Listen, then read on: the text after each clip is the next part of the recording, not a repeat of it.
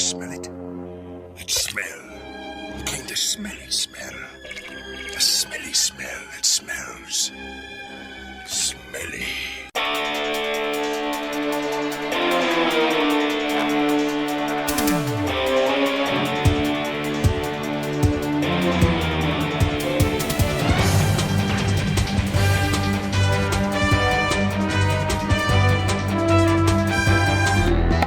Hello everyone, Skippy here, and welcome to One Piece episode 982. Directed by Megumi Ishitani and supervised by Keita Saito, Chu Young-seo, and Masahiro Kitazaki. After half of an entire year, we're finally getting the next big episode from acclaimed director Megumi Ishitani, who blew everyone's minds with episode 957, The Abolishment of the Warlords. This time taking on the reins of the introduction to the trump card of Kaido's crew, the Tobiroppo, and bringing along her extremely intricate, detailed, and cinematic direction, storyboard, and absolutely compositing that made her first episode unlike any other. And when they're backed by a trio of absolutely solid animation supervisors that count as some of the best in the series, along with animation that looks like it'll take advantage of such a special occasion and move like there's no tomorrow, will episode 982 be yet another jaw-dropping excellent episode to remember from one of the anime industry's strongest young talents? Let's sail forward and find out.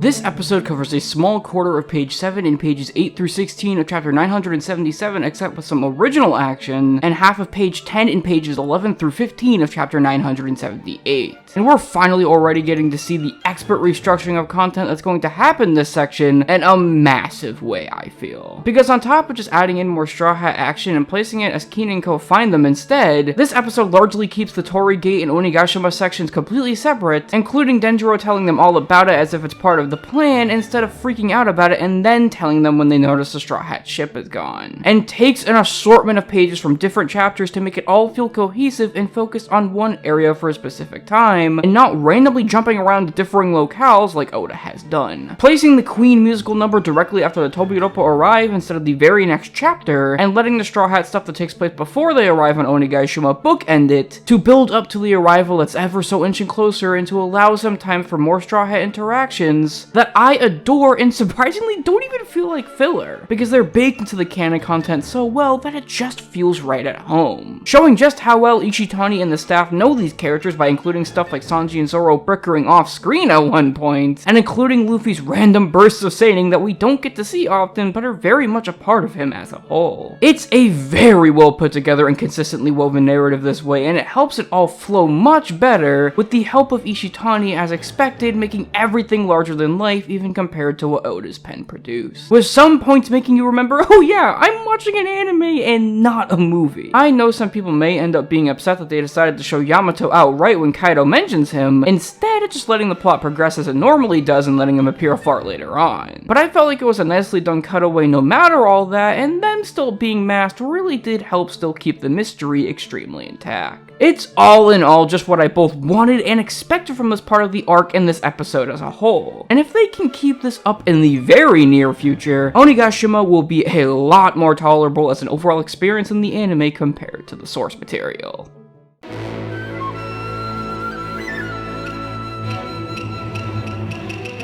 If you forced me to use one and only one word when describing Ishitani's board, I'd absolutely have to use ambitious and not even think twice about it. Because there are just some things here that are on the level of something far greater than a TV anime even compared to her previous episode, and there's a whole hell of a lot of those some things too, and it's honestly hard to pick a starting point. Because when damn near every shot feels like it was intricately composed and thought about for hours to allow it to look as full, scale-based, and depth-filled as they are, it leaves me with so many things to love and to talk about, making me just go beyond picking and choosing. It understands the large landscape that Onigashima is and absorbs itself in the architecture's smallest qualities to really settle in these beings both large and small or normal normal sized into such an area, which is one of the most important things to me with such a huge locale like it. Not even touching upon how much fun Ishitani has with even the smallest of shots by having characters move around all about in them thanks to her layout corrections helping not just the art but overall movement, and thinking of extremely cool ways to transition from one scene to the next, like the doors in Orochi's room after the numbers are drinking with Kaido's men, and taking even some of the most minute of panels like that aforementioned plot beat, and just having a ball with it and making the alcohol take up so much of the room that it literally knocks a beast pirate out of there. And by God, that's not even touching upon what might just be the highlight of the episode with Queen's funk-filled dance number. That itself is bordered like a literal music video in every sense of the word, with an Onigashima Presents kicking it all off and having almost the entire thing boarded in a letterboxed aspect ratio, and chock full of CG to make the area feel as large as can be, and making sure damn near every character is moving along, drenching it in all sorts of colors to make it feel like a live real concert, and making it that much more bigger and bombastic for a character like Queen. The rest of the scenes are packed to the brim with colors, chromatic aberration as far as the eye can see to add layers to even the most mundane shots, and lens flares wherever you could possibly put them that would put J.J. Abrams to shame. They all just make this board that much more ambitious as we round back to that one word. I would be here all day if I were to go over how every single shot looks and how it complements the surrounding animation to be that much better than even some of the best episodes that we've had in this arc. And when the compositing, like the lighting and the works, doesn't slack at all and helps immerse you into every delicate shot and its colors and scenery, Ishitani more than impresses once again and really shows how hard you can work to make something on a scale like this in a TV anime.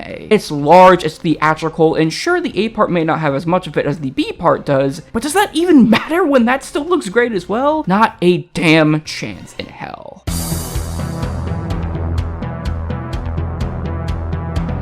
With 3 supervisors like this, it's only natural that the episode would look rock solid on the art side of things too. And with on-model but still noticeably him art from Saito that counts as some of his best work yet when the chief supervisors aren't present, and exceptionally 3-dimensional art from Chu and similar corrections from Masahiro Kitazaki helping out in places, you bet your ass it does look good as far as the corrections go. And while we may not have some of the powerhouse talent that was on 957 like Soti or Vincent Chansard, don't go thinking that this episode doesn't move a single inch, because you'd be so